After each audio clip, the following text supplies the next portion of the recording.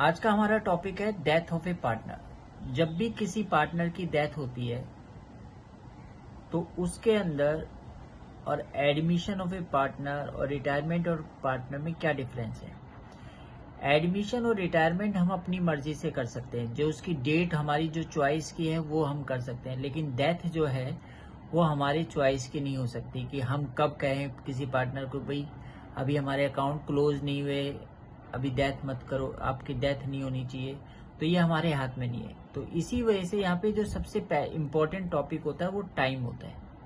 तो अगर मान लीजिए किसी पार्टनर की डेथ हुई है और उसको कहा जाए इंटरेस्ट ऑन कैपिटल तुम्हें दिया जाएगा, तो उस इंटरेस्ट ऑन कैपिटल को कैलकुलेट करने के लिए हमें परसेंटेज एंड टाइम की रिक्वायरमेंट होगी।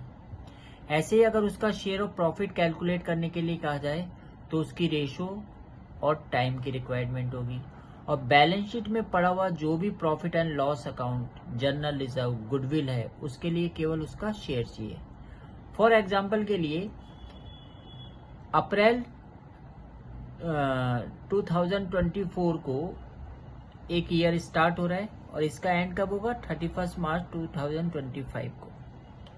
अब मान लीजिए ए बी सी 3 पार्टनर थे, इसमें सी की डेथ हो जाती है, इनकी रेशो 5:3:2 है, सी की डेथ हो जाती है और सी की डेथ कब होती है 1 अक्टूबर को।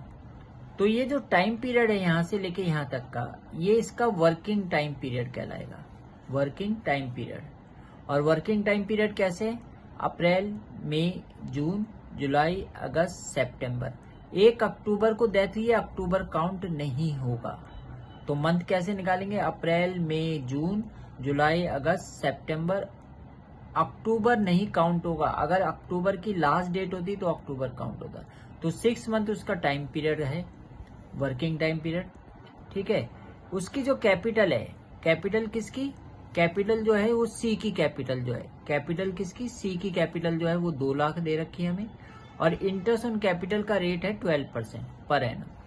तो अगर आपको सी की कैपिटल का इंटरेस्ट ऑन कैपिटल कैलकुलेट करना है तो पहले उसकी कैपिटल लिखिए। मैंने कहा था परसेंटेज एंड टाइम। परसेंटेज हमें 12% पर एनम दे रखा है और टाइम है 6 मंथ का। तो इंटरेस्ट ऑन कैपिटल निकाला जाएगा 2 लाख का 12%, 6/12, 12 से 12 डिवाइड होगा, ये 2 जीरो से 2 जीरो और 2 को 6 से मल्टीप्लाई करेंगे तो कितना आ जाएगा 12,000 रुपीज इंटरेस्ट ऑन कैपिटल आ जाएगा। सपोज करो अगर हमें कहा जाए कि भाई सी के हिस्से का प्रॉफिट भी निकालना है, तो सी के हिस्से का प्रॉफिट कैसे निकाला जाता है, क्योंकि देखिए 6 महीने में तो हम प्रॉफिट एंड लॉस एप्रोप्रिएशन बना नहीं सकते। तो इसके लिए हम क्या करते हैं, एजम्पशन करते हैं, एज्यूम करते हैं कि जिस तरह लास्ट ईयर हमारा जो प्रॉफिट हुआ इस साल भी वही प्रॉफिट होगा। तो लास्ट ईयर हमारा प्रॉफिट था वो 70,000 रुपए का था। तो इस 70,000 में सी के हिस्से का टाइम पीरियड कितना है, 6 मंथ का। उसको शेयर कैसे दिया जाएगा, शेयर इन प्रॉफिट ऑफ सी 70,000। फिर मैंने कहा था रेशो एंड टाइम, रेशो कितनी है, सी की रेशो क्या है 2 इन सब का टोटल कितना हो जाएगा 10 और टाइम कितना है 6/12। और इसको अगर हम कैलकुलेट करेंगे 6 2 जा 12, 2 से 2 का कैंसिल और इसको, तो ये कितना आ जाएगा 7,000। वाई जेड 3 पार्टनर है, इनकी रेशो 3:1 है, वाई की डेथ हो जाती है। साल हमारी जो सेल थी वो 10 लाख की थी। सेल डालेंगे, सबसे पहले percentage of profit on sale निकालेंगे। हमारी 10 लाख थी, कैलकुलेट करने पे 20% का प्रॉफिट आया। और जब तक उसकी डेथ हुई थी तब तक फर्म ने कितनी सेल कर चुकी है 3 लाख। तो 3 लाख का 20% निकालेंगे तो ये आ गया 60,000। ये 60,000 किसी इंडिविजुअल का नहीं है, ये पूरी फर्म का प्रॉफिट है।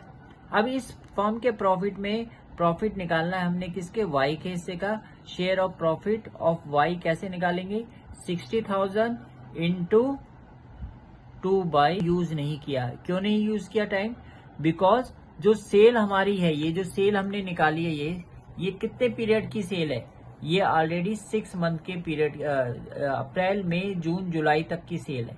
अप्रैल मई और जून, जुलाई नहीं काउंट होगा, अप्रैल मई जून, तो ये 3 मंथ की ऑलरेडी सेल है। तो जो प्रॉफिट भी आएगा वो भी 3 मंथ का होगा। तो इस तरह से टाइम बेस और सेल बेस के बेस पे हम क्या करते हैं, प्रॉफिट निकालते हैं। होप आपको ये वीडियो अच्छा लगा होगा। प्लीज अगर ये वीडियो आपको अच्छा लगा तो लाइक कीजिए, शेयर कीजिए एंड सब्सक्राइब कीजिए। Thank you.